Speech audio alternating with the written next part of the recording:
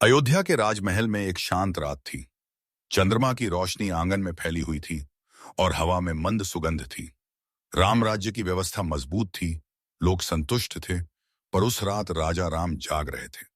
वे किसी युद्ध या न्याय की चिंता से नहीं, बल्कि एक साधारण सा प्रश्न उनके मन में चुभ रहा था।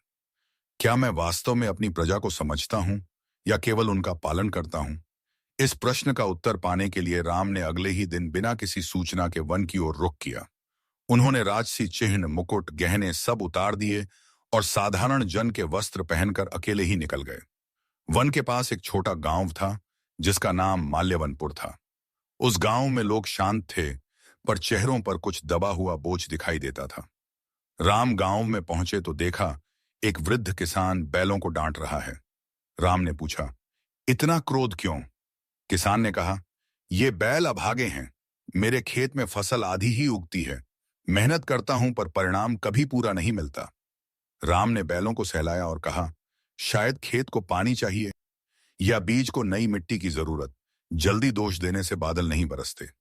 वृद्ध किसान राम की बात समझ नहीं पाया, पर पहली बार उसने बैलों को बिना क्रोध के देखा। गांव में आगे बढ़ते हुए राम ने देखा एक कुम्हार मिट्टी को बार बार फेंक रहा है। वह बोला, मेरी कला बेकार है, मिट्टी मेरी बात नहीं मानती। राम ने उसके पास जाकर कहा, मिट्टी की गलती नहीं, हाथ की जल्दबाजी है। धैर्य से चलोगे तो आकार खुद आ जाएगा। राम ने उसके हाथों पर पानी छिड़ककर उसे धीमे घुमाने का तरीका दिखाया। मिट्टी तुरंत सुंदर आकार लेने लगी। कुम्हार की आंखें खुल गईं। धैर्य भी कला है। राम मुस्कुराए और आगे बढ़ गए। कुछ दूरी पर एक युवती नदी के किनारे कपड़े धोते धोते गुनगुनाती जा रही थी। उसकी आवाज मधुर थी, पर उसके चेहरे पर खुशी नहीं, थकान थी। राम ने उससे पूछा, इतनी सुरीली आवाज, फिर भी तुम उदास क्यों? युवती बोली, गांव में संगीत की कोई कीमत नहीं। यहाँ राग भूख नहीं मिटाते, इसलिए मैं इसे छुपा कर रखती हूँ। राम ने नदी के शांत जल की ओर इशारा किया। क्या नदी बहना बंद कर देती है क्योंकि उससे किसी का खेत नहीं सींचा जाता? हर चीज का मूल्य काम से नहीं, उसके अस्तित्व से होता है।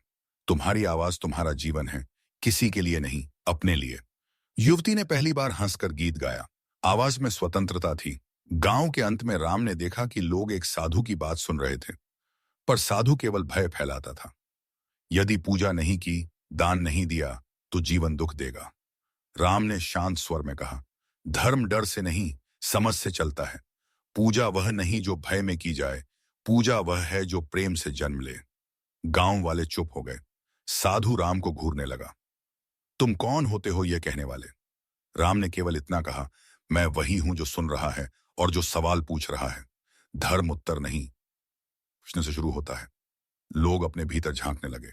कोई भय कम हुआ, कोई आत्मसम्मान जागा, कोई सहानुभूति। जब राम आगे लौटने लगे, गांव वालों ने पूछा, आप कौन हैं? आप यहां क्यों आए?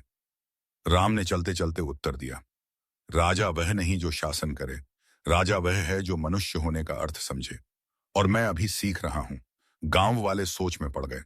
एक राजा जो स्वयं को अभी सीखने वाला कहे, ऐसा विनम्रता उन्होंने कभी नहीं देखी थी। राम जब अयोध्या लौटे,